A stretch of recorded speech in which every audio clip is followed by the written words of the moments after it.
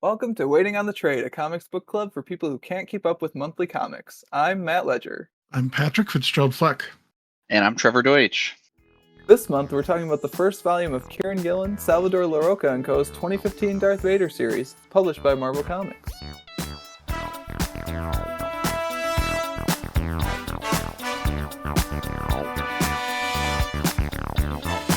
Now, in case you need a refresher, this Darth Vader series is set in the immediate aftermath of A New Hope and follows Vader's attempts to reclaim power and prestige after failing to stop the Death Star's destruction. On this journey, Vader acquires new allies, new assets, and some revelatory knowledge about a certain young rebel pilot's identity. Trevor, welcome back to the podcast. Thrilled to be here. I can just feel it through the airwaves. The excitement. Oozing with it. Yes. So Trevor, Star Wars, big deal for you? I do love Star Wars. It is a favorite. Which Going Star back to- War is your favorite Star War? Ooh. Are we talking movies? You can interpret the question however you wish. Obviously, The Empire Strikes Back is the favorite movie. Going back to late 90s, like watching that on VHS from the library was just, some great memories. So love that. Characters, I mean, you have to love Vader, as we're talking about. Boba Fett, very excited for Thrawn to actually be involved in more things going forward too. So big fan of all of those characters and the extended universe with them. Or somebody can point out the lack of an extended universe. I don't think we're quite there yet. But yeah, I guess so. It probably is worth talking about, like, what our overall experience with Star Wars and the canon and the like weird vast pop culture landscape is, especially given that Star Wars has just like evolved and changed over time so much. So this comic came out in 2015 after Disney had bought the Star Wars license. So like, I guess we are there already. Trevor alluded to. Well, this comic builds on the lore of the Star Wars movies that are hashtag Disney official. They are not part of what was the previous Star Wars canon from comics published by mostly Dark Horse Comics. Marvel published Star Wars comics like way back in the day when the movies were coming out originally. And all that stuff pre-Disney was like referred to as the expanded universe. So that's comics, novels, video games, everything. Yeah, all of it. And like all of it was supposed to technically fit together, but it didn't really. Like there's edges and stuff that don't quite for work. The old extended universe. I think it didn't even matter. I think it was just basically people would just throw stuff out and be like, oh no, that one doesn't count. I'm pretty sure Lucas said 40 years before and 40 years after you steer clear of any kind of thing, but other than that, go wild. No, I mean there's stuff that's like some of the X-Wing novels I had when I was a kid are definitely set like within movie timeline. So all right. I don't know. I don't know. But basically, when Disney got a hold of the whole thing, they were like, all that stuff before us, that's nothing now. It doesn't count anymore. It's not even called the expanded universe anymore. It's called Legends. It's not even real. Pretend it doesn't exist until we incorporate it again, because like we get to pick and choose the good stuff and then write good things about it, right? We won't fuck it up. Thrawn is back. The Emperor being cloned is back, but not in the same way as it was in the comics that I think are much better than those movies. I haven't seen the movies or really read those comics yet, so I can't judge that. But so the opening crawl. What the okay. So you're missing the most important part, that they can monetize it. Yes. Yeah. If the mouse is good at anything, it's bottling up nostalgia and selling it. So the mouse is also good at continuity. So one of the things that's going on with this series, I think so.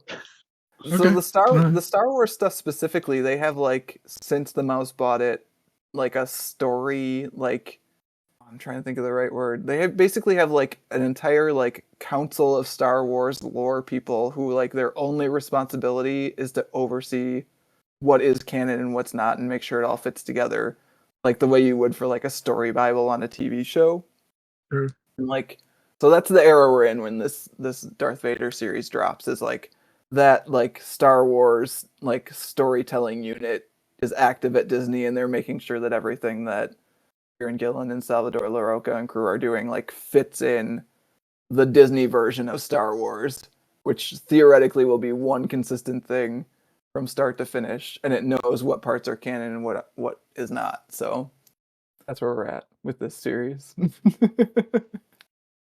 It has to fit within the Disney lore. The moment I knew that the new Star Wars movies were not going to be for me was when they showed the Death Star is back, but it's bigger than ever. And then they showed the holographic Death Star Killer base or whatever. That's just the same thing, but bigger. And we know how to tell shinier. one story, gosh darn it, and we're gonna do it again. We're gonna do it every time. Well, if the first two didn't work, surely the third will. I really love how the Alliance won, and then somewhere over the course between the two, they've become the underdog again. The underdogs again, Pat. Otherwise, how are you gonna make a compelling movie? Oh no. So I think that actually, this will bring us roundabout to Trevor's question. I can get us there from here. I've never really, I like the original Star Wars movies. The prequels are meh. The new ones, I've seen 2 out of 3 only. Yeah, me too. Which two? I haven't seen the last one. I haven't seen Somehow Palpatine Returned because I didn't Somehow really the Emperor. Classic. I really dig Star Wars side stories. I think just the Star Wars universe lends itself to people making really good stories, and especially like genre-based stories and like archetype-based stories. Like that setting lends itself really well to people being able to tell a lot of different types of stories in such a way that I think it's really like I think the expanded universe lore or like the non-movie lore at this point like might even be I might like it more than the original movies as like a unit. And I think that kind of brings us around to your question, Trevor. So if you want to tell the listeners what your discussion question for this Darth Vader book is. Yeah, so guys, has the expanded universe changed your view on Vader? And if so, how? No, when you say expanded universe, Are you talking about the old stuff that the mouse wiped away? I guess it's Trevor's question, so he should be able to specify. But my take on it is that it's anything basically that's like a story outside of the movies? Question mark. Trevor, would you agree? Yeah, I would say anything outside of it. I mean, I guess I am thinking more of the last 10 to 15 years, roughly that time frame, but really anything we could talk about. Okay. On Vader.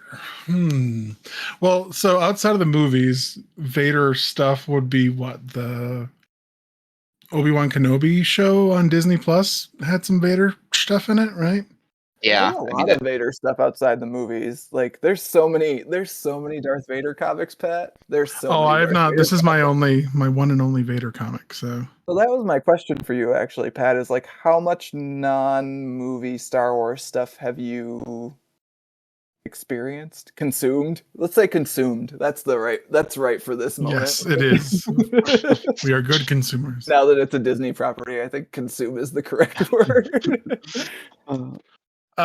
When you say outside the movies, you mean literally like the numbered Star Wars films or any live action stuff? I would say anything that's not a movie. So like I would say even outside like Rogue One. Okay. Yeah. And Solo, a Star Wars story doesn't count? Okay. It's tough at this point actually to draw the line because like I would even maybe like the TV shows are different to me. So I would say movies. It's you interpret the question how you want, Pat. What's your Star Wars experience? I've watched most of the live action stuff. The Mandalorian, I think I've watched all of it. Maybe not the latest season. I haven't watched Ahsoka. That just came out, right? Recently, yeah, or recently. Wrapped up, past month or so. I watched Andor, which it'll come up again when recommendations comes out, because gosh dang, is that not the best written Star Wars I've ever watched? But yeah, other than that, I've watched some like animated Clone War back in the day. Okay. That's about it. So like outside of this comic, you're mostly dealing with on-screen Vader in your mind. Yeah, like Vader, like I was saying, there's a bit in the Obi-Wan series, but I think I stopped watching before that came into effect. And otherwise it's Clone Wars, I think, is Vader for me. Yeah. So, has any of that changed your view on Vader? I mean, it fleshes out Anakin a lot more than what the prequel movies did, right? The Clone Wars actually give you, he wasn't just insane. It wasn't just a creepy dude who then goes insane. There was some actual motivation for what he was trying to do. So yeah, I think it did change my view on Vader.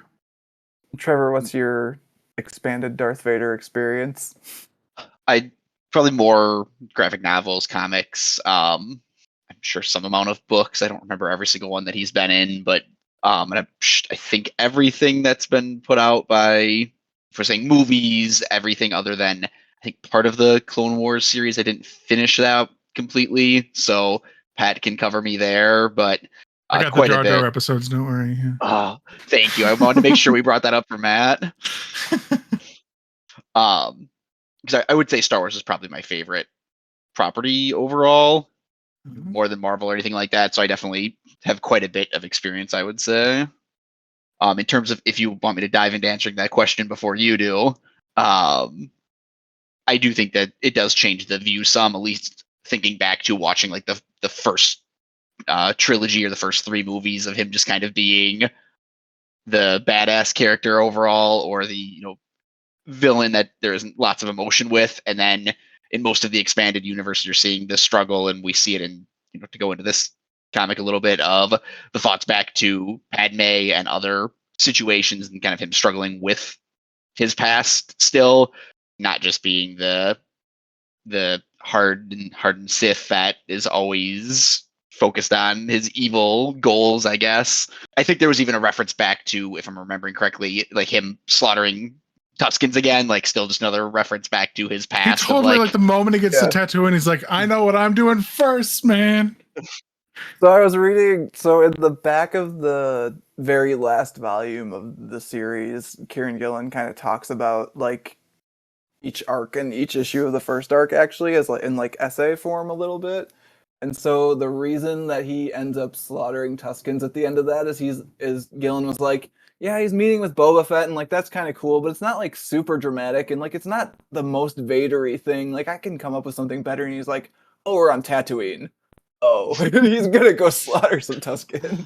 Oh, the poor Tuskens. Cannot catch a break. Not just the men, you understand. Well, see, it's the sand's fault. He just doesn't like sand. It's so coarse. So as shitty as some of the lines in the prequel and like the majority of the prequel movies are pretty bad, but the ideas that George was trying to convey were good. There's a bones of a good story in there. He just rushed the crap out of the motivation there at the Yeah, and like, from my point of view, the Jedi are evil. There you go, George. It's you written got it really out there. shittily. It's not like he probably should have let other people direct it in some cases too. Like, but like the bones of the story are there. And so the thing I really like about the expanded universe stuff, or like the tie-in comics or tie-in novels or whatever, is like you get to see better writers. I'm gonna hold to Yeah. that, I guess. Uh-huh. Sorry, George.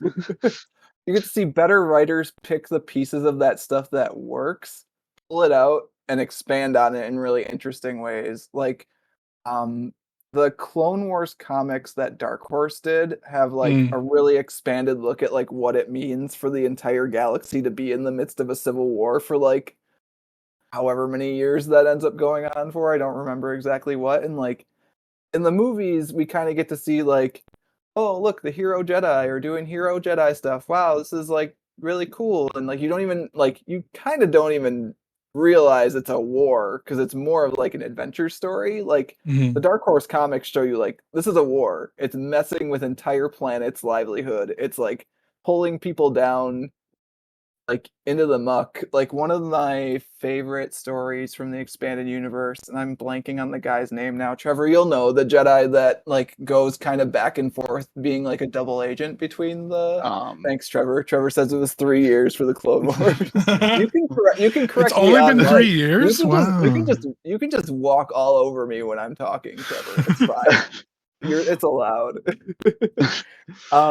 But yeah, Trevor, you know who I'm talking about, the Jedi who's like kind of back and forth as like kind of a double agent / like kind of goes his own way during the Clone Wars, and I can't remember his name at this moment. Quinlan. Like, yeah, it is Quinlan. Okay, that's what I was gonna say, but for some reason, Voss? yeah, Oh my Quinlan Yes. Voss. God. Quinlan Voss's arc through the Dark Horse comics is like probably one of the better Star Wars stories, as far as I'm concerned, at least. So. Why do I Like, know that name? My God, just being a nerd, just you to gather these things. right? He's in Clone Wars, it looks like maybe. I'm seeing a Clone Warsy looking version of him here when I Google him. Yeah, Cool. that is a great story, Matt, to bring up. I haven't thought about that one in quite a while, but that is a really well done series as well. Like you said, diving into just the effects and how it's affecting other people, kind of average people, and then you get to see how some people, instead of just, oh, the separatists are evil or bad because they're led by a Sith, how people are enticed into that, or planets are enticed into it for other reasons. Yeah, like actually understandable / like in some cases like good reasons. Like not good, but like you get where they're coming from. Like it turns this thing that's kind of like a very straightforward, almost farcical war where it's like straight up good versus only a Sith deals in absolutes. That sort of deal. Like it turns it into something that's really nuanced when you put it in the hands of other writers who have more time to like plan things out and also pull the moments that work and see like, oh, okay, well I know Anakin is headed here between like episodes 2 and 3.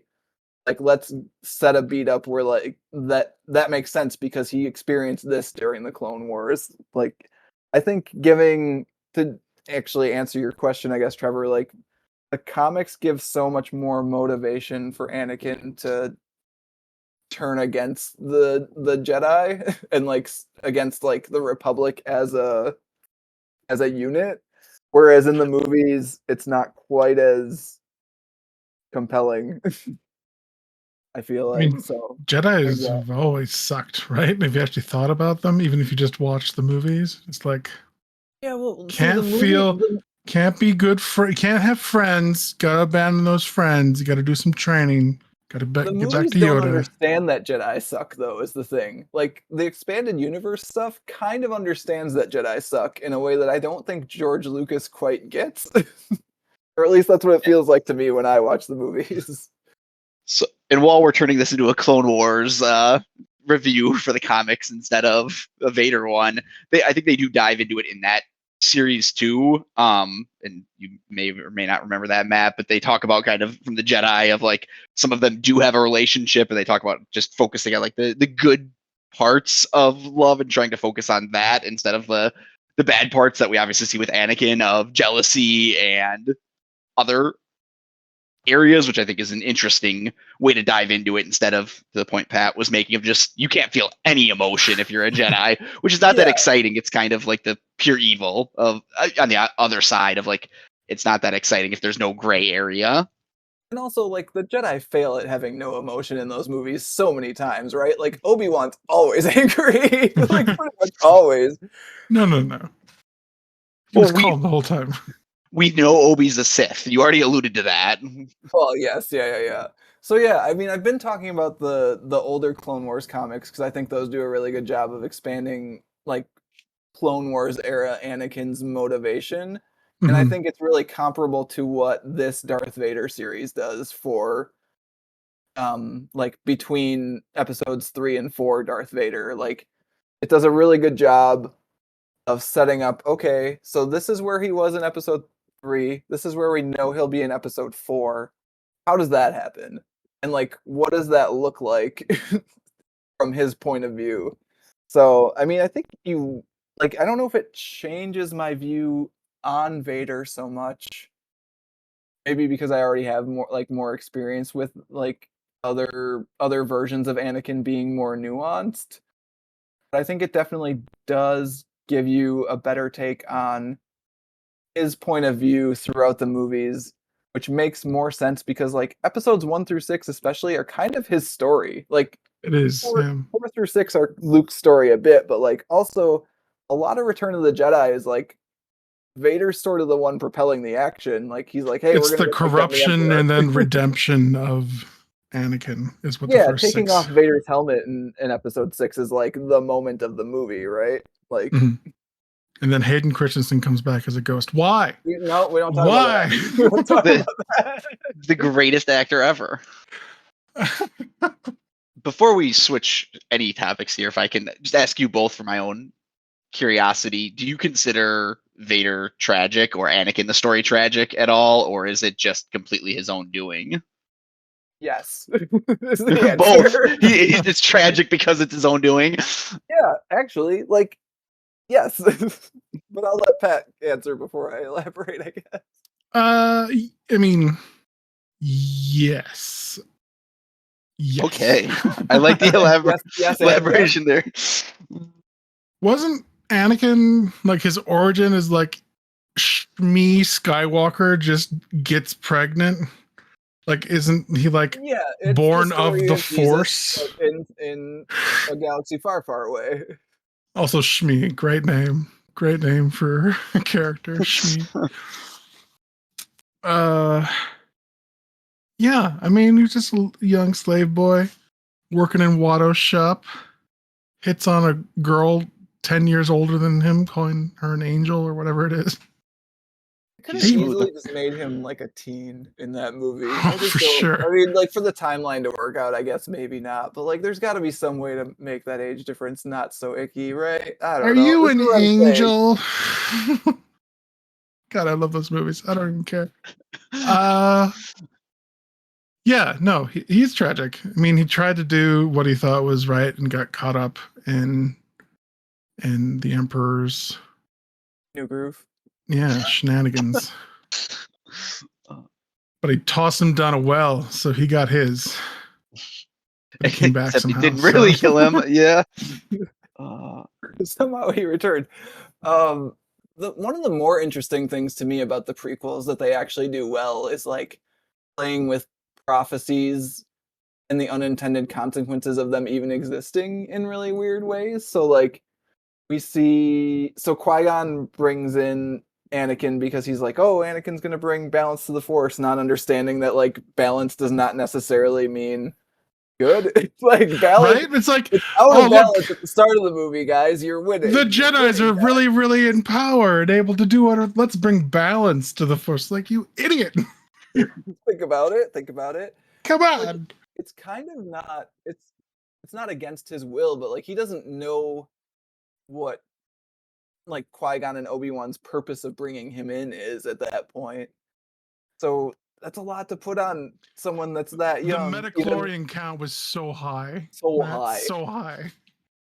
And so throughout those movies too, like he's having visions and like he wants to prevent the visions, but ultimately like ends up causing them because that's how these things work. And like, well, that's a little bit rote. It was done in an interesting way too. Like one of the things I don't like the comics for is that they break the lore that Padme is the first person that Anakin force choked. Wait, I what? didn't think we do. In the Clone Wars, he force chokes a person on was it Jabim? I'm probably saying that wrong. Yeah, On one of the planets where they're he and fighting. Obi-Wan are doing something, and he ends up force choking a guy. Which canonically, before that, the first force choke that happens on screen is he force chokes Padme on Mustafar. Oh, really? I thought he got Dooku. Maybe I'm thinking wrong. I don't think so. I'm pretty sure it's Padme. This is the thing Trevor and I have talked about in the past. It sounds like a conversation you two would have had. Yeah. I would be surprised to be wrong, but could be wrong. Yeah, I don't remember Dooku. that happening. Or Dooku. I do love Dooku. Yeah, I mean he's tragic, but it also is his own fault. Like there's so many places like on the road to A, becoming Darth Vader, and then B, like being Darth Vader, that he could just take a U-turn or just not make the choice that he's making. Like he could trust Obi-Wan more than he trusts Palpatine, which I would personally, but you know, whatever. You ever heard the tragedy of Darth Plagueis the Wise?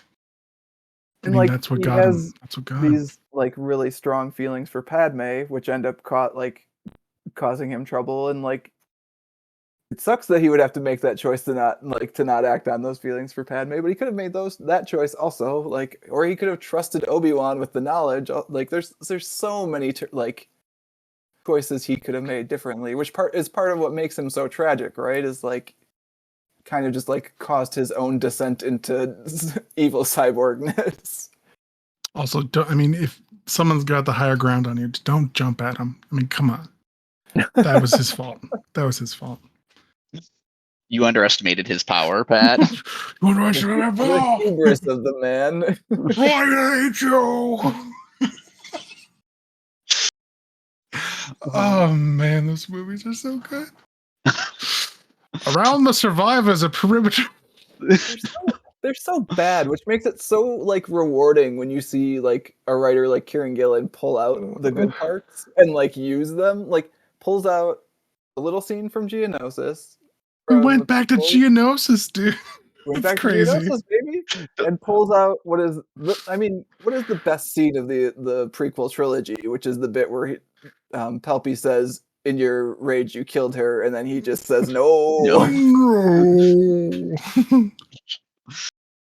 And like you take the stuff that works and you leave the only Sith deal in absolutes where it should be.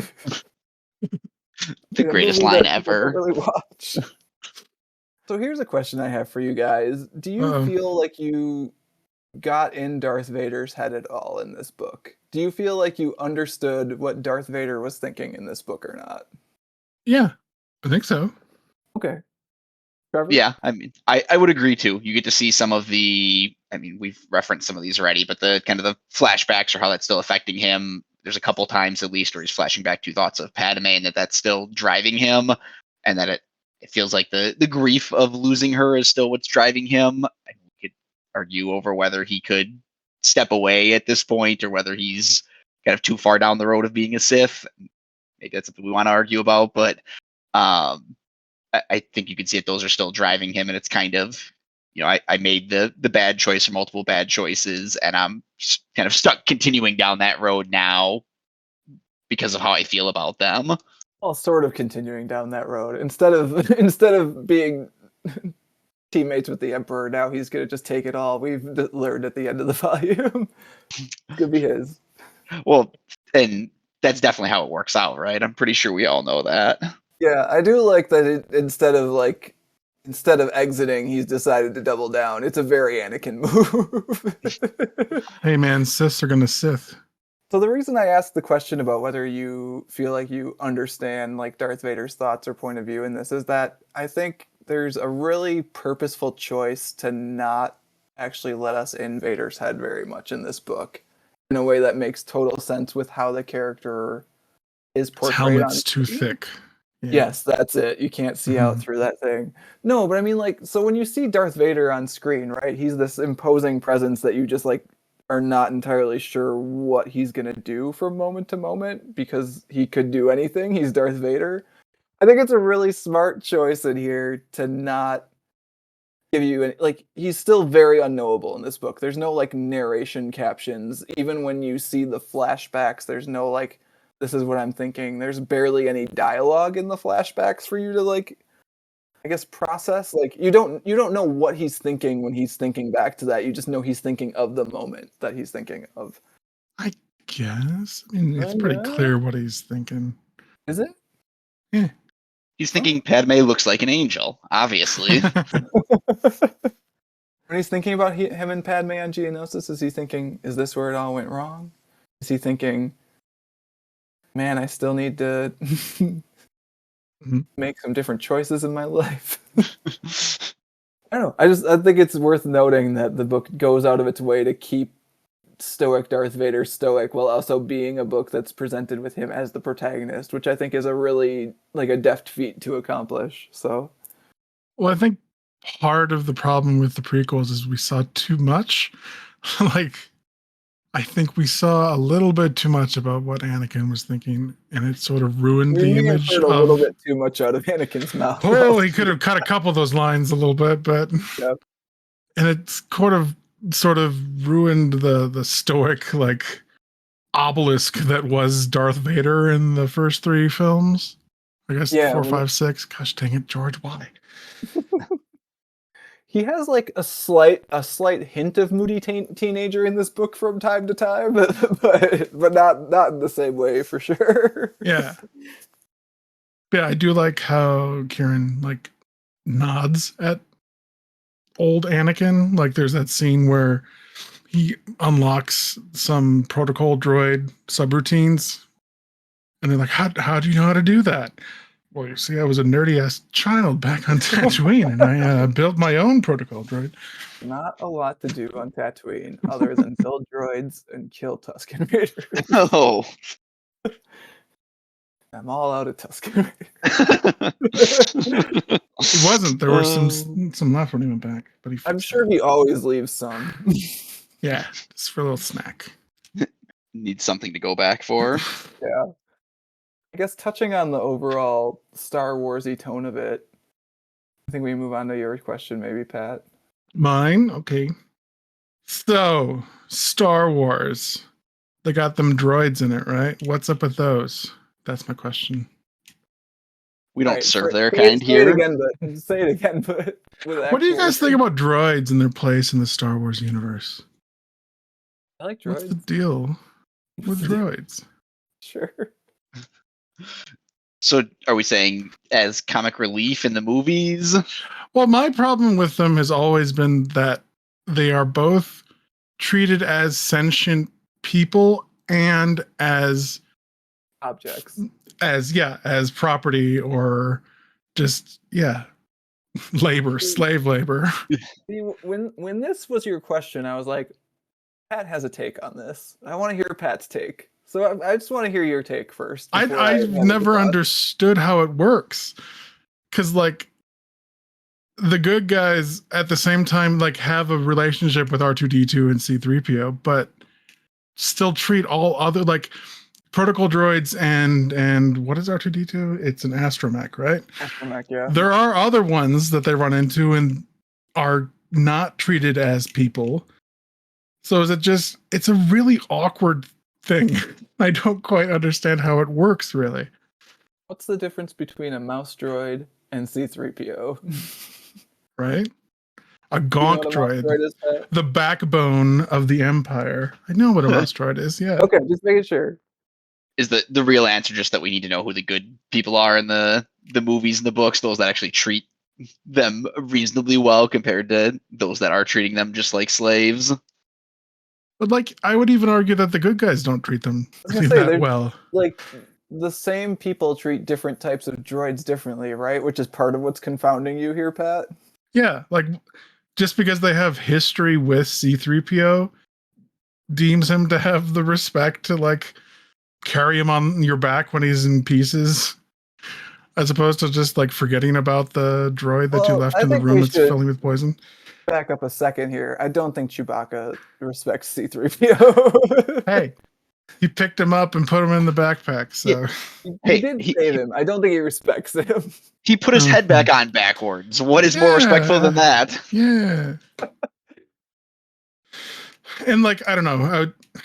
I was trying to remember which live action dealt with it. I couldn't remember if it was live action or animated, but I think it was Solo, which I'll go out there and say it's not a great movie, but Never seen it.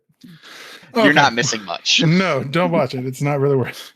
But there is a scene where Solo and Lando go to a planet and they created this new side character for Lando to have as a co-pilot, a robotic co-pilot for the Millennium Falcon. Matt, you know how the Millennium Falcon seems to have like emotions and like a character for itself? Do you know why that is, Matt? Millennium It's Falcon because this does not side have character emotions. died during the Solo movie, and they uploaded its consciousness into the Millennium Falcon. So when they talk to the Millennium Falcon, Falcon have emotions? there's a deep connection between Solo and the Millennium Falcon. Okay, Yeah, Matt? that's just like the same way that I like my Chromebook. No. It's not like that. There's actually a consciousness in Millennium Falcon. Wow. I've never not wanted to watch a movie more now. Has your Chromebook ever saved your life? But anyways, there's a scene where they go to a planet and there's a bunch of robots that are used as labor for this mining colony, and the comedic co-pilot robot wants to save these slaves, but it's treated as a joke. It's never treated as like a serious thing. Being real? Jeez. And it's just like, why it's such a strange choice. Like, are these things sentient? Because you treat them as they are, but at the same time, they're not. So I pose to you guys, what do you guys think? Adding the extra layer to that, Pat, that you just reminded me of like they're wiping their minds every so often too, so they don't the fact become. that they have to get rid of R2's memories for episodes 4 through 6 to make sense. I always forget about that because it's such utter nonsense. Yeah, they're gonna bathe them in oil and then wipe their memories, so they're new. So I guess to sum up their places, they're not treated particularly well for the most part. So yeah, but it's weird because Anakin is always like, there is a strong tie between him and droids. Like, it's shown in this that he has more respect for droids than the idiots that he has to deal with, right? Like, he can trust droids. Again, respect I think is the wrong word. I think he trusts that it's a programmable object, thus he can do with it what he will. Right. So when he tells it to go commit suicide, he'll know that it's going to go commit suicide. Go commit suicide, yes. I mean, it's also leaning into one of his biggest strengths, right? Like if we're talking the movies of him having that natural affinity for working with droids and building them, that it's just something he's really comfortable with compared to potentially other things, like not going to the dark side. Yeah. I mean, it also does show like the giant shift in his character since he was little Annie, right? Like little Annie who was just like in love with C-3PO versus the Darth Vader we see in this where Offers like, oh yeah, the droids will be fine. And he's like, I don't care, man. Like, as long as they get the job done, that's all I care about. Maybe deep down, he really does care. He just loves all the droids still. He loves them all. He looks at 000 and is like, black, cool color, bro. I should have done that. What if we made C-3PO, but he's evil? Evil. I mean, well, R2-D2 and he's evil. We should probably quick touch on that, right? Like, where basically Vader gets his own, like, Luke, Leia, Han, Chewie, 3PO, R2 party as part of this series. Like, that's pretty fun. Yeah, it definitely was a little interesting take on the side and getting to see droids in that little bit different light, because the point Pat was making of basically we've had droids that are like comedic relief or there to be servants, or like the third option is the battle droids that are fighting for you. Yeah. So I mean, they're something a little bit in between, that I guess they are fighting and doing those type of things, but they are serving in a way too, and have that unique personality of wanting to kill everything human. I think going back, or not human, everything sentient, I guess, which I guess is a throwback to the video games, Matt. Yeah, which one was that? Was it HK? Knights of the Old Republic, HK? Yeah, HK-47, who was also a kill all humans. Was it IG-88, the bounty hunter droid? No, I mean, you're right. Does exist. Yes. But there's like a specific character in the Knights of the Old Republic game. Oh yeah. Kill all humans. Yeah. Yeah, it is interesting to see like what if C-3PO and R2 but they want to murder everyone. I mean, honestly, favorite part of the comic, those two. They're so good. I mean, they're very good, right? Like, if you're gonna keep Vader as stoic as he needs to be Darth Vader, you need to have someone else talk. Like, otherwise, there's not much of a comic. It's That- just a quiet guy moving around. Just that seeing him. scene. Yeah, go ahead. Go ahead. We might even be talking about the same thing, but just him I know. staring out the window. Oh, that's a great part, but Vader's really pissed. That's a good Yeah. one. No, but I was going to talk about when I think it was 000 was doing the interrogation of Silo, and he's coming back to Vader to tell him what he's learned. And he's like, I got some good news and some bad news. Yeah. Good news is I know this. Bad news, he died. Oh, no, I got two good news. You don't care. Doubly good news. It's all good It's like- news, baby. So good. So I was putting together some notes this evening before we recorded, and the first issue is very Star Wars, very quiet, very Vader. The second issue, very Star Wars, very quiet, very Vader. The third issue, it becomes a Kieran Gillen comic. And what I mean by that, especially for you, Trevor, who probably hasn't read many, if any, other like comics written by this writer, like all Kieran Gillen comics have like very chatty, clever, funny Yes. people in them. Like Uh-huh. it's a prime characteristic, and it always works. It's good. It's great. It works really well here, especially because like in addition to Afra's clever chatty, 000's clever chatty, Vader is the straight man, and like that's awesome. It works really well. That's Like I perfect. think the dynamic between them is really cool. So Yeah. it's part of what droids do. Is they're just there for people to bounce dialogue off of. Yeah, I do think it was well written. I mean, I don't have that extensive knowledge as you know, Matt, but I think was well done, and I appreciate what they were able to do with it. Yeah, droids, man. I don't know, Pat. It's weird. I don't like. It's It's one of very those things strange. that even like the Jedi, like we were talking about earlier, where I feel like the consequences of the Jedi and like their teachings and even their like existence and their integration into government, the Yeah. hell, like Mhm. there's so much stuff. Like there's so much. I think I shouted loud enough to make my basement echo. We're doing man. podcasting, guys. Now this is podcasting. Anyways, Oh, God. there's so much nuance packed into so much of the Star Wars universe that the movies either have no interest in or have no time to explore. That's part of why I really enjoy the expanded universe / like side story stuff. Because it gets to like even within Vader's relationship with droids in this, we get to see him blow up an astromech droid, make it commit suicide. He has these two specialist droids that he actually does talk to, even though he doesn't really have regard for them. And then he also has battle droids, which, like, I think Trevor and I have talked about this before. It's really wild that you would give battle droids feelings. Like, battle droids in the movies Roger. have personalities. That's so fucked up. It's horrendously cruel to give them.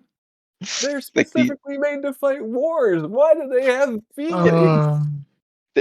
They're made to just be like an unending wave too, where a bunch of them are They're gonna die. It's not Little even. cannon fodder. Yeah.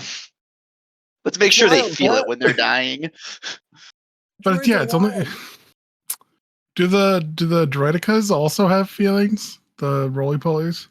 I think in episode 3 they do, right? The droidicas talk and stuff. Do they talk? No. I think they do when they show up on the spaceship at the start of episode 3 for Oh my Dooku God. murdering time. I think they needed to make all of them talk, so it's more No. something instead of just being droids walking around with nothing going on. I guess I know, like the buff ones and the skinny ones talked for sure. You just said the buff and skinny The buff ones? Yeah. Yeah, also known as super battle droids and battle droids. We all know Yeah, what it meant. I know what come on, that's the designation, the buff one. I've just never heard that before. I The like ones it. that have the torsos and the ones that don't. The ones that punch the other ones, obviously. we need more of those buff droids stat. A buff battalion. I need them now. If only they had more buff battle droids, they would Right? have been able to win. But the skinny ones can they get really small and compact. You can store them in like sleeves and go on those ships or whatever it is. So Oh, just in case prequels. we have any Star Wars people actually listening, it's B1 battle droids and the B2 super battle droids, just in case. No, Trevor, anyone who knows Star Wars knew what I was talking about. The No, buff but ones I and the love skinny letting Trevor ones. do his push up the glasses of actually moment, though. We all should have one before the end, Pat. Hopefully you'll get one. Oh So man. as part of Pat's question, and however you want to say it, is like cyborgs, or because we see that in this, how is that treated any different? Does that change anything, do you feel, related to droids? Because we basically get the Grievous redo in this one of just a head on a droid body. Is that enough to make them? Yes. But I it's think one of the most what is that species called? Wait, Oh, don't tell me. Mon Oh, Calamari. you guys, I was gonna get So- it. Mon Calamari. How dumb of a name is that? Oh man, They're fish, Calamari. obviously. This is where if we were going to be here for 2 hours, I'd talk to you about how they recently renamed the genre of music jizz in Star Wars to something No, else. they renamed Jizz. No, Oh, It's no. no longer jizz music. what? Oh, But what is Max Rebo gonna play? Oh, that's so It has sad. some like name that is not as absurd. Awkward. Yeah. No, they've taken hashtag not my Star Wars. Taking your jizz from you. They can pry away jizz from my cold dead hands. this would be like removing the Joker's boner. Yeah, I think actually Uh. one of the most like marvelous aspects of this story to me is Darth Vader's willingness to like hand wave the fact that he is a cyborg and be like, these are monstrosities. Like it's very for risk of I guess alienating the listenership, very Republican boomer of him to be like, this is fine for me, but these people are abominations. Well, you see, he's 51% human still, so it's okay. Yeah. Well, is it Yes. the use of the Force that's really bothering him? Like these people aren't Force wielders at all, and that's what's I got think him that's part miffed. of it too, is like he views them as replacements for him, and they're not Sith. within the Force Yeah. at all. Yeah. Whereas like Palpatine, God, a moment where I'm like, oh yeah, Palpatine's right, where he's like, it's all fair game, baby. We're evil. We can do whatever we want. It doesn't matter. I took your torso and I put robot legs on it because I wanted you to still be around. Would the Jedi have done that? Probably not, man. No, they would have. They gave him a robot arm. Yeah. Oh, that's true. Yeah, I forgot about this. So Robot head first. they're the same. They're all The equally maximum evil, parallel structure. or unless the limit is at one robot arm or one robot robot limb. arm. That's Anything more is going into the Sith. It's interesting because you kind of get parallels with that too, with the Geonosian Queen too, right? Which is like basically co-opted technology to have some sort of like continued existence for its children, quote unquote. Like, yeah, Is that complete new lore about Genosians having a queen? No, that they existed, right? Yeah, I don't know. believe they had Before queens this? as well. Okay. Yeah. The Geonosians got kind of a raw deal though. While we're talking about other things, like they just get brought into the Confederacy or the Separatists and are just we're using your planet to make battle droids, and all of a sudden 10 years later you're going extinct because of that. Like that is a rough deal in that universe. Classic Palpy.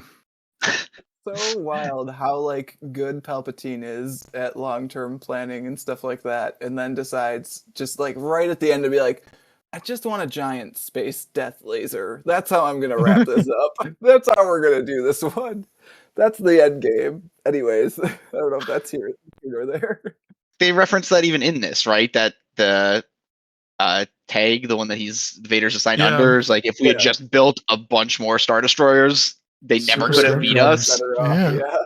Yeah. Instead, we built like this super massive, Nazi super weapon type thing that like, the only way we could lose is by doing this. It's also just like basically waving a giant like flag in front of the Rebel Alliance's face, being like, "Hey, come destroy this one, huh?" I bet you can't do it a second time. I do like that they built another one. Why And then not? they do it again. They do it again, man.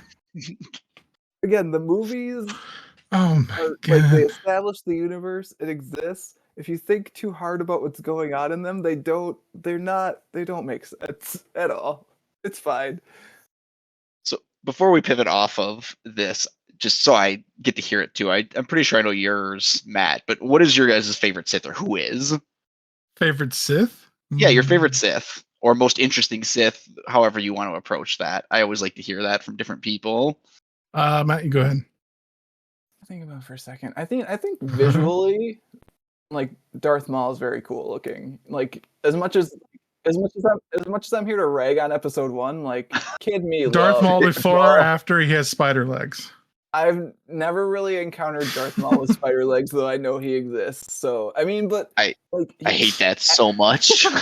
having more of things is basically his whole deal. So it's probably cool. Yeah, there you go. This is my uninformed opinion. Got more lightsaber blades. He's got more legs. Darth Maul. More tattoos. More tattoo. More horns.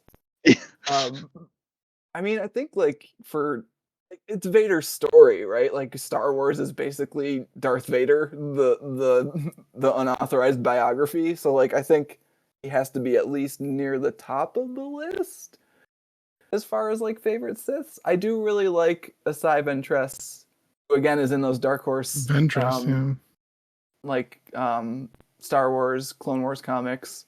And I know is in some of the animated stuff too. I've only seen a little bit of that, so I don't know as much, but like also has a good like waffling back and forth arc, which I find really interesting because so much of the movie stuff is about absolutes. It's like you're good or you're bad. And it's like that's not how the world works, George Lucas. So I really like when the tie-in stuff can dig into that a little bit more. Well, with her just being the somewhat mirror of Anakin that Yeah, but just also happened to I be think found. Go ahead. no, but like think is like ends up somehow being a little bit more reasonable and pragmatic than him. I don't know, or like less of an idealist or something. Like she just like doesn't quite buy into it from what I remember. Although she does some pretty messed up stuff. So there's that. Ventress? Yeah. I'm pretty sure she puts Obi-Wan in a gimp mask at some point, from what I remember. But it's been a little bit since I read those comics. You do remember correctly. Come on, it's a Sith torture mask. I think you'll find. No, but okay. He had it coming. It's fine. Pat, what about you? I mean, my knowledge is very lacking. Is it Revan? Is that the KOTOR? Knights of the Old Republic one, yeah. Yeah. I think I liked. It's been so long since I played that game. I liked that story, but probably Tyrannus. I like me some Dooku. I like the fact that he has a fencing saber, and I like the fact that he flies around with a solar sail ship. That is so extravagant. It's so ridiculous. That I actually appreciate makes a that. lot of sense to me now that you say it. That I appreciate that. Christopher Lee as the most over-the-top Sith is your favorite Sith. It's so oh god. Solar sails. Good lord. Well, he was rich.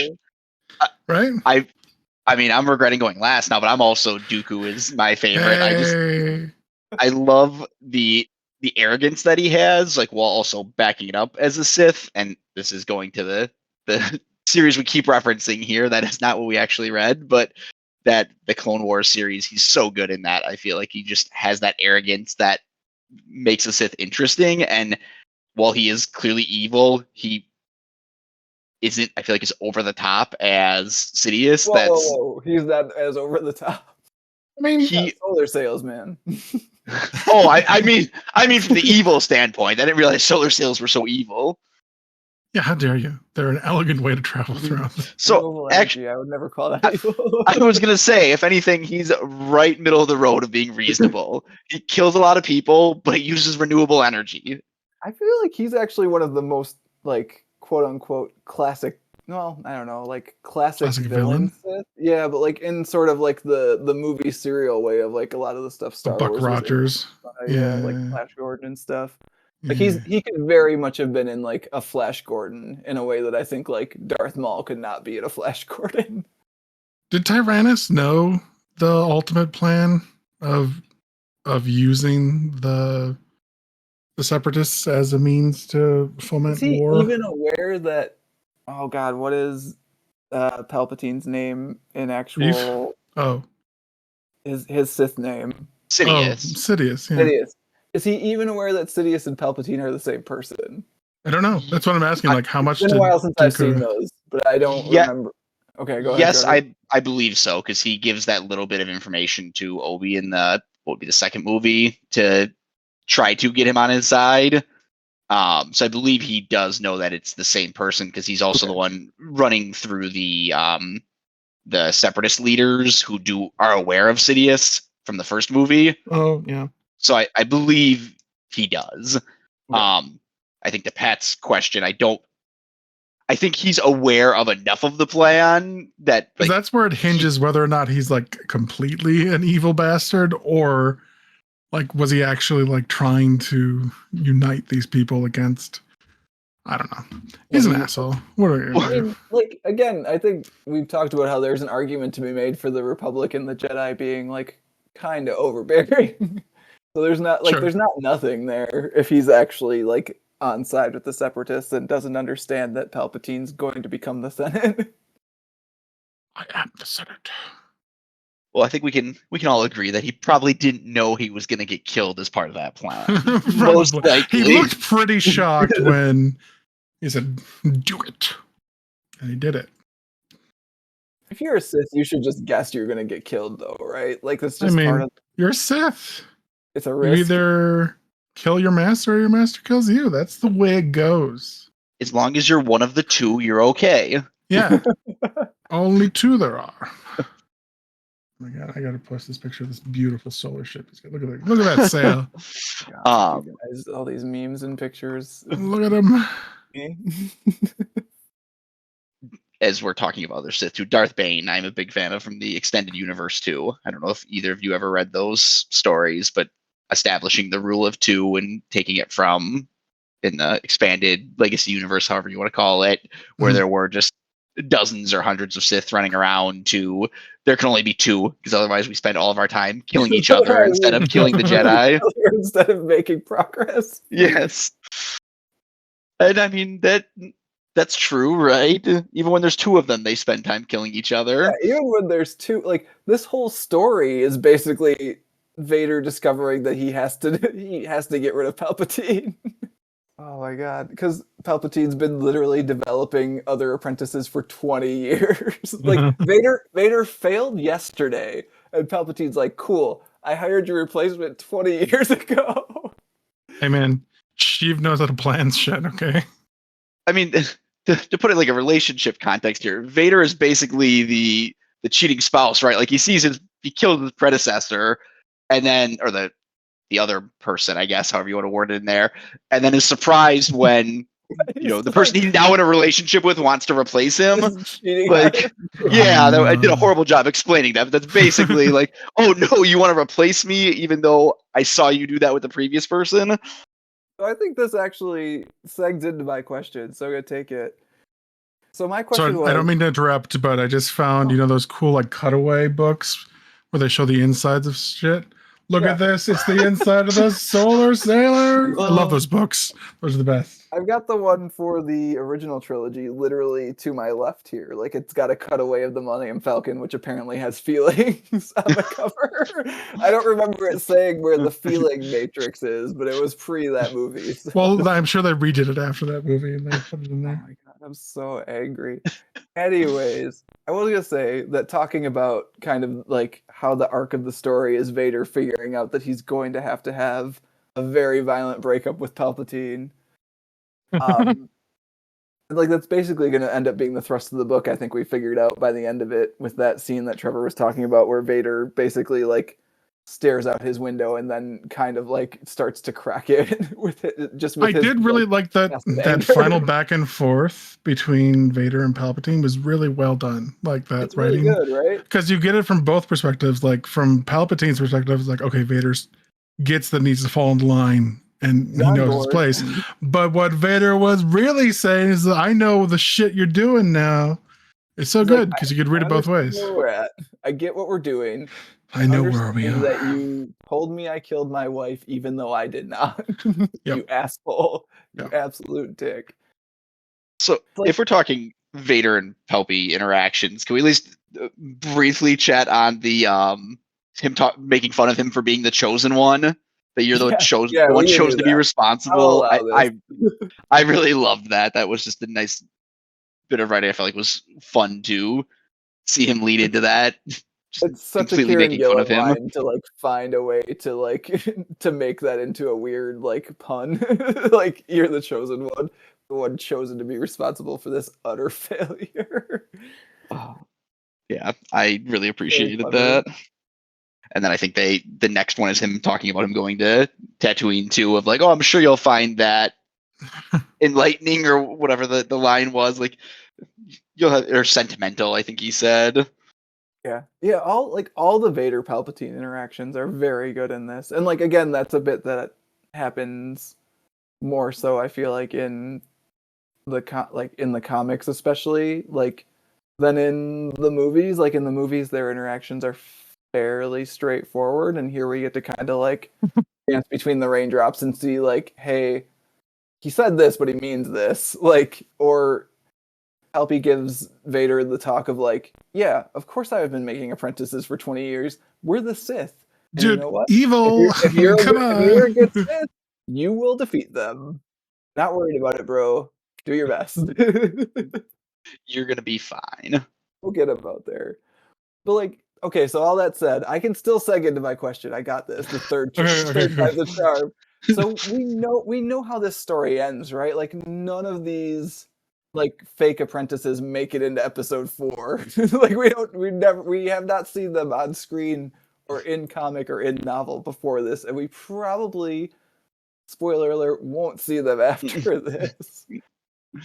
So like, does knowing that we're going basically from point A of A New Hope to point B of The Empire Strikes Back, and you kind of know what positions the characters are in, like in both those stories, like does knowing how this story is probably going to end affect your enjoyment of the story? So I guess I'll jump in and say it affects it, not necessarily in a negative or positive way, but you're getting other enjoyment out of it. You're not going into it being with any kind of suspense of, is Vader going to survive this? Is he going to kill the Emperor? Like what's going to happen with them?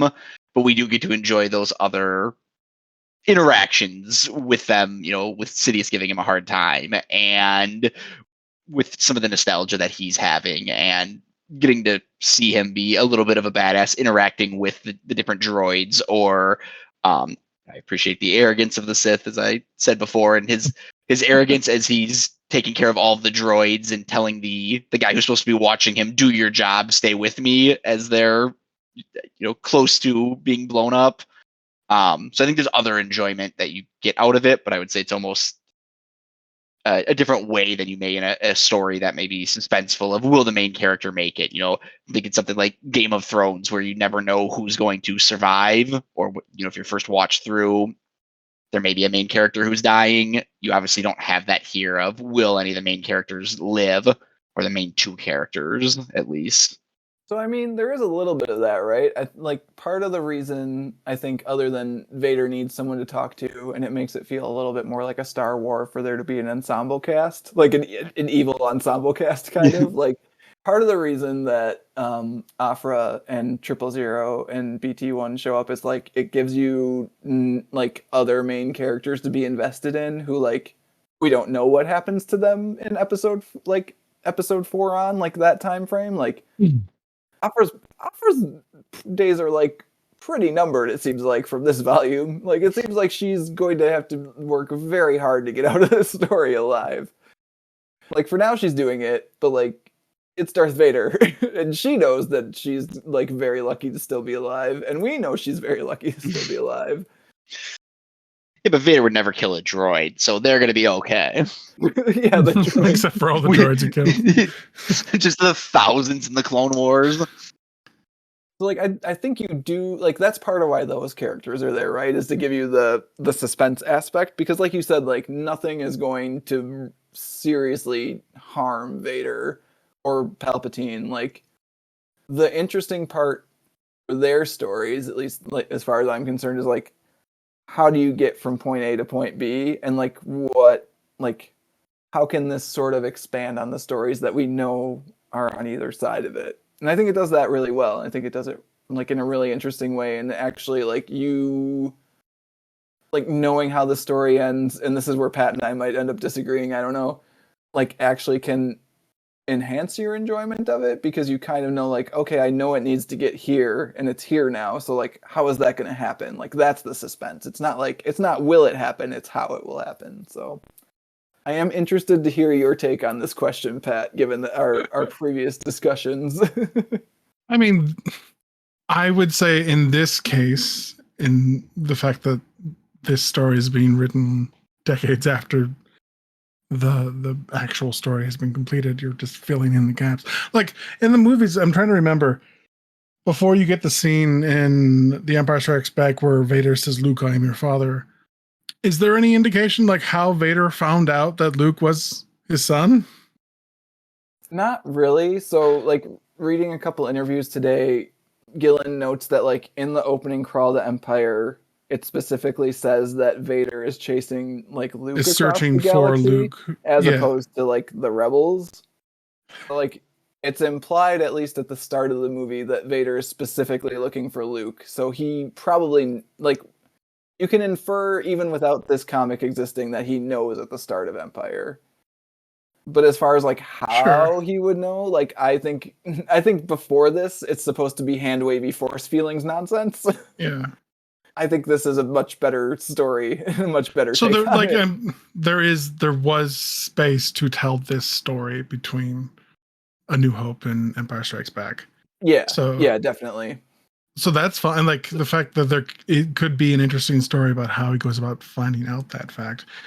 But like beyond, you've read Matt Beyond this, right? So you know where the story ends. Well, we know where it ends, but in the course of this interstitial. Yes, I know. trek. I know what happens. I was actually before we started recording, Trevor talking to Pat about how so we had to delay the recording, and then I had read the first volume. And then because it's good and I own all of the run, which is like 25 issues plus some crossover stuff with the Star Wars series that was going at the same time, like I read the entire run. And so I had to reread it again today to just like figure out, okay, what's actually in the first 6 issues and what am I not supposed to talk about because it'd be spoilers. So yeah, I'm working hard to stay on track with the first 6. But yeah, I know how it goes. Yeah, and like I think the new apprentices are added because there has to be a story in there that is encapsulated within that time frame. It needs to begin and end before we know what the actual outcome of this is. So that story is interesting. I think it can be compelling. So I guess to answer your question, yes, I think knowing the end of a story doesn't necessarily take away from the enjoyment of the story itself, and can be its own kind of fascination between how do they draw that line between the 2 points. But I still maintain that there is only one time that you can read a story chronologically and have all of the foreshadowing and surprise turns and red weddings.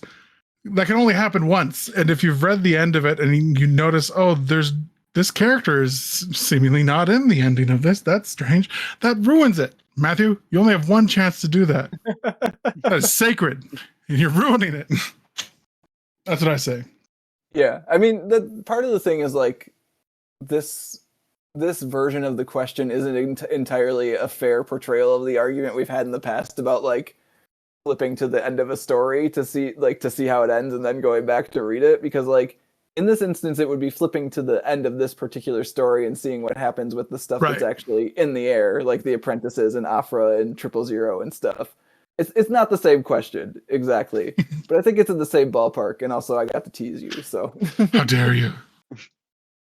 yeah, I think Kieran can tell a compelling story within the confines. Like you say, we don't know what. I mean, we can surmise that the apprentices are all going to lose because Vader is still the apprentice in Empire Strikes Back. So, whoops, that Mon Calamari not going to last very much longer. I mean, even if we didn't know like episode 4 exists, right? Like, let's say this comic was published after episode 3 came out and episode 4 plot armor is a like, really strong thing. Sure. Like, it's still a series that says Darth Vader on the cover, right? Like, he's not gonna lose, most likely. Not with that attitude. No. But like, I would be interested to see what happens to Afra and BT1 and 000, because for me, that's what this comic was. It's like, oh, look at these 3 characters that I care about in Star Wars. That doesn't happen very often. So yeah, I'd be interested to see what happens to them at the end of this. It was kind of cool. Like, in some of the interviews and essay stuff I read, like, Gillen was basically talking about how he had this like starting point of episode 3 where like basically, or no, episode 4, sorry. Episode 4 where it basically, like Vader should basically be like his lowest point because he's just like bungled the Emperor's like grand plan that's been going on for like 20 years or whatever. Yeah, he blew up the Emperor's favorite toy, or let the Emperor's favorite toy get blown up. Like just royally botched it. And yet somehow when you go into episode 5, he's actually like, seems like he's like stronger. Like he has more resources at his disposal, and like he's even like more brutal and sadistic to the officers under his command. Like, so like how do you go from 4 to 5 and like that's the story he wanted to tell? And like kind of approached it as like even a historical novel of telling like the moment in time of Darth Vader's ascent in the Empire or whatever. So sure. I don't. What do you guys? I just thought of this, but does this comic, the fact that we're filling in all the blank spaces between the movies, does it take away from the final confrontation in Return of the Jedi? Like that moment of hesitation that Vader has before he turns on the Emperor and tosses him down a well? I think it actually adds to it, honestly. Like, I think that's the other thing, is that so knowing what's going to come after this, I think actually enhances your enjoyment of this story, in that like you get a little bit like there's foreshadowing. Like they're so rare that as a writer you probably get to like just directly foreshadow stuff that you know already happened. Like it already happened, so I'm just going to play into it as hard as I can.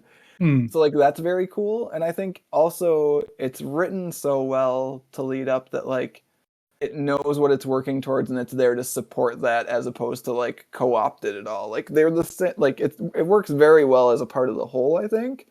So I think if anything, it actually supports that confrontation. Well, I mean, at the end of this, I would have said that there wouldn't have been any like in that moment where he's saying, "I know where we are and where we stand." Like that's Vader that has decided to betray his master, and he's going to kill Sidious, and he's going to become the master and have Luke as his apprentice. That's what he's decided at the end of this comic, right? Well, and that's, I mean, I think to Matt's point, like that's even in the movies what he's trying to do, right? Like he's trying to, Luke, join me and we can overthrow the Emperor. So it is strange, even, I mean, it's strange with that context of like, why would he hesitate if that's what he was trying to do the whole time? Yeah. That like, here's my opening, I can do it, but I need to see my kid electrocuted in front of me and begging for me to help. Then maybe I'll do something. But until then, I don't know. There's so much stuff in here playing with the fact that Vader's a cyborg, which we kind of touched on already, like the Geonosian Queen and like all the stuff with the other apprentices. And there's also so much stuff playing with like the concept of children and like legacy also in here at the same time. Like that, I don't know. It like again, it sort of like supports the confrontation that eventually happens in Return of the Jedi, I think. To answer the question about the hesitation, I would say codependent relationships are a heck of a thing. And they've been in one for what, like decades at that point. Man, I want to see an edit where they flash back to them going to the opera together. And then when he's killing Mace Windu in the wind, they save him and all the good times. Sidious is just making comments. Vader, you've sure been putting on some weight, haven't you? Just a nice flashback to when he's like putting that like blanket over him on Mustafar or whatever. I want that edit so bad now.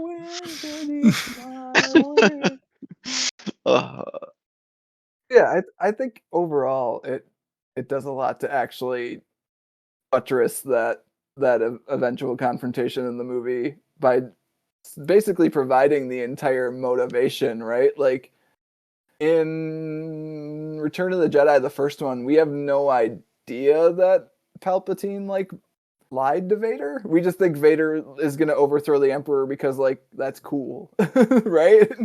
That's what like, the Sith do. Yeah. Yeah.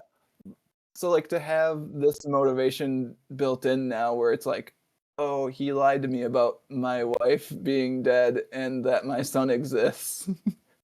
Is the Emperor in the first movie, Episode 4, at all? He is not. That's actually one of my favorite things going like in the movies is that like when you first find out like, oh shit, the bad guy actually has a boss and he's just like the rest of us, like he has to take orders from someone. The bad guy's not actually even the bad guy. Yeah, there's somebody above him. Crazy. So I mean, we can talk about how Star Wars is just the love story, right? Or the family support that like everyone else gives up on him except for his wife and son, like the only ones who believe in him or believe in him still being good. Oh, sure. At the end of Return of the Jedi. Yeah. And I mean, the last thing basically that Padme says in the third episode too of they're still good in him and still good in you. Before she just gives up and dies. Oh, that's my favorite part. Again, we cherry pick the good parts and we leave the rest. There's not that much good in him. There's some good. You can cut the good parts of the movies out from second to second, Pat. You can literally splice it. She just decides to die. Oh, okay. All right. Yes. Well, Anakin, you're breaking my heart. Yeah, Padme got done dirty. Yeah. Where's the redemption arc for Padme? Dang it. The fact that, and again, now we're just tangenting off again, I guess, but like the fact that those movies made so many good actors look so bad. Oh, just rough. I gotta rewatch them now. It's gonna happen. So that's the thing, though. Like, so the thing with these stories, like the side stories and the expansion stories being good, is they trick you into believing that the movies that they came from are actually good. Like, even when, in some cases, they're very much not. I know you're not talking about the first movie, because that's clearly the greatest of them. Which Jar Jar? Okay, yes. Number one. I mean, I did tell you, the first movie was on at the gym the other month, and it was the best thing I'd seen on at the gym in, like, literally a year. So, I mean... It was the end of the movie though, so I was so pumped for Jar Jar to turn out to be Darth Plagueis. I was drinking the Kool-Aid when those like oh my god fan theories. Like, come on, that would have been so amazing and dumb at the same time. Well, he did start the Empire, right? Yes! So we've got that going for him. No, that we're all agree on. Darth Plagueis was actually Jar Jar Binks. Founder of the Empire. I would have loved if it's Darth Plagueis the Wise, ironically named because it's Jar Jar. Oh yeah, the why. So this is a fun question to get to at the end of the discussion. Do we all like this book? Yeah. Okay. Yeah, I do. I did enjoy it. Yeah, I think they're good. And then without diving into the future ones, but to your point, I think you made earlier, Matt, that the whole run of it was pretty good too. I think the later stuff is better also. Like, I think especially the first 2 issues of this are very much, like, kind of stoic setup, making, like, putting pieces on the board, and, like, once the pieces start falling over more, like, it's very good. It's still good now, but, like, I very much enjoy... Please cut really much, Pat. Thank you. like I very much enjoy the end of this story when you start seeing all the stuff that's been set up, like get knocked down leading into episode 5. Pat, would you read the second volume of this book? Yeah, I would. Yeah. I honestly I think Disney went to Kieran Gillen and just said, "We need a PR move to solve the Vader problem because we need him to be cool again. Can you do something about that, Kieran?" And Kieran's like, Vader's "Gotcha." been cool in comics for a long time. Dark Horse would put out just like basically a miniseries that was Star Wars, Darth Vader, and No, but this is new year. canon Vader. Yeah, This is yeah, we've I know. wiped the It's slate completely- clean. Yeah, And Vader has boiled an him image down, problem. We wiped his memories. Exactly. And there's this really awkward sand thing that we need to get rid of, or at least remind people that he was cool at one point. Can you help us, Kieran? And Kieran's like, "Gotcha." Yeah. And he wrote this. So yeah. I mean, Trevor, you've read it all the way to the end at this point, right? Yes. Yeah. I did really enjoy it. So, and I know I am well into the Star Wars universe, so I probably enjoy most things that come from it. But I did really like the story compared to there are some that are not so great. Probably more than some, but. Well, that said, can we recommend stories that are good for the listeners of the podcast? If they liked this, what should they read or watch or, yes, consume next? I'll go first because I didn't have too much to. You want to make go sure you on. get yours in before someone takes it because the only one you have. Yeah, well, yeah, but I think you guys will recommend something else. But I again will say, Andor is the best Star Wars that I have ever watched. It starts really slow, but give it 2 or 3 episodes, and it's literally the best Star Wars. It really gets into how the rebellion kicks off and how do you start the rebellion within the Empire, you know? Oh, it's good. It's great. It's really well written. Did you liked it more than Rogue One? Oh, for sure. It's 10 times better than Rogue One. Wow. I wouldn't say 10 times. No, I would. Rogue One has really awkward pacing. And that weird Stardust stuff. Don't like it. But Andor, it's got cool spy shit. Loved it. Plus, Mon Mothma gets to be in it, and I like Mon Mothma. So. Oh, Mon Mothma's good. Yeah.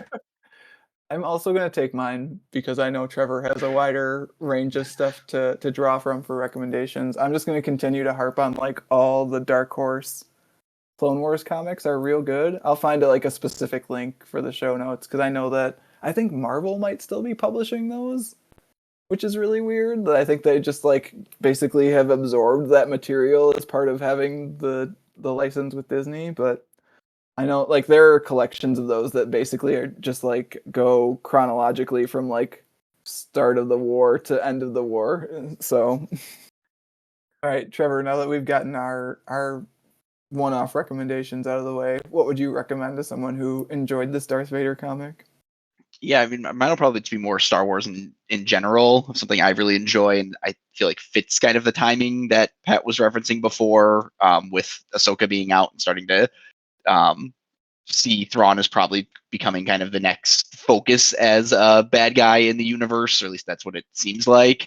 And the original trilogy of those, which were Timothy Zahn, I believe is how it's said. I'm probably pronouncing that wrong, but it's Heir to the Empire, Dark Force Rising, and The Last Command from the early 90s. I see these books all the time, half-price books. They're very easy to pick up if you're looking for them, but they were really good books. I really enjoyed that. I feel like it makes him a very interesting villain of the evil, but also thinking in other things. He's not just the pure evil villain, which I really enjoy. He's got anti-force cats. I mean, what more could you need? He sure does. What is better than that? These are the only Star Wars books that I own, and yeah, they're really good. I haven't read those. Really? Yeah. I feel like I've recommended those to you for years. That hurts that you haven't read them. So here's my thing. Yes, read them. But if you're like me, you'll go to it and you'll be like, that's so thick. There's 3 of them? Man. I know how much you read, so that hurts even more. I know. They're on the list, actually. I mean, part of it is also what you mentioned, they're literally everywhere. So I feel like I will get to it. Like they'll show up, or I'll happen upon them at the library. Like it's not a thing I've gone out of my way for, because I know that they're literally everywhere. So I think there's a new Thrawn book actually that's set in Disney canon by Timothy Zahn. Yeah, I think it's a trilogy. It is not as good as the originals from having read it, because I was very excited that they brought him back and with a favorite character, but it is not as good. All right, so stick to the Legends continuity, listeners. Yeah, I would agree with that. Cool. Nice. All right, So boys. before for like a 2-second circling back, because I didn't want to cut Pat off a while ago, talking about how did Vader find out about Skywalker or about Luke? Yeah. Can we just for a second talk about the ridiculousness of how much effort they put into hiding his kids, but leave their last name as Skywalker? Like that never hit me until right now, or when we were talking about it before. But how ridiculous that is! They like literally left Luke back on Tatooine with the only family Vader knows about. So they actually kind of like make a side glance at that in I think the very next issue actually of the Vader series, because Vader goes to Tatooine to like examine where Luke where Luke came from, like where he grew up and where Obi-Wan was hiding him. And I think Vader basically like acknowledges that it's the last place he would go. Like he does not want to go back to Tatooine, so like it kind of makes sense. I guess, but that's a really big gamble. No, it's pretty dumb. It's really dumb. Like the fact that you have to go that hard to like kind of hand wave it away is something. The entire galaxy, and you pick Vader's homeworld to hide his child. Everything in Star Wars happens on Tatooine. Like Tatooine, we didn't mention it, but like, well, we did mention it, I guess. But like the fact that the very like first page of this book takes place on Tatooine is like, of course it does. Of course it fucking does. I mean, it mirrors the beginning of Return of the Jedi, right? It does, yes. Yeah. Kill some Gamorrean guards. Gamorrean? Yeah. Right? Doing it. I mean, thick pigs. The thick pigs. Do we call them the buff guards? buff pig guards. Buff pigs. But yeah, it's pretty dumb, Trevor. Turns out those movies are pretty absurd. Thank you for humoring me on that. Honestly. Oh no. Well, doesn't what's her name takes the Skywalker name at the end of the trilogy as well? What's her name? Rey? Nope. Rey. Oh. Isn't she now Rey Skywalker at the end of that? Didn't watch the movie, but again, I haven't seen it, man. So you're asking the wrong person. I just read the good comics. Diving into that, then. So somebody had to, be hooking up with Palpatine too. Then, if we're getting to grandchildren, Palpatine had sex. I don't want to talk about this movie. I don't want to talk about this movie on this podcast. That's it. That's gonna do it for this month's discussion of Darth Vader. As always, if you want to get in touch with Pat or myself, you can email us at waitingonthetrain@gmail.com. You can also find more comics related goodness at MattReadsComics.com. Trevor, thank you for coming on again. I really enjoy this comic, and I really enjoyed getting to talk about it with both of you guys. Thank you for having me again. But we're not discussing episode 9. That's it. End the podcast, Pat.